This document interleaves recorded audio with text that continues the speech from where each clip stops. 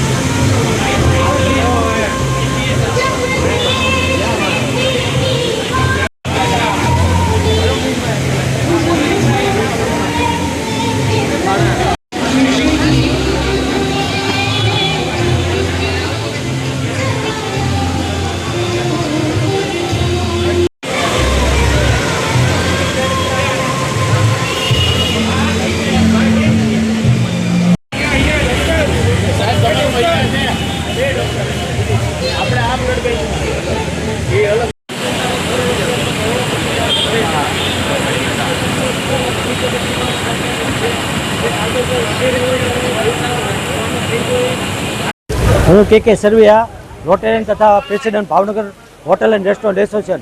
ખાસ તો જણાવવાનું કે કારગિલ વિજેતા દિવસ નિમિત્તે અમે હર વર્ષે બ્લડ ડોનેશન કેમ્પ કરતા હોય છે। છેલ્લા 10 વર્ષથી આ કેમ્પ કરીએ છીએ।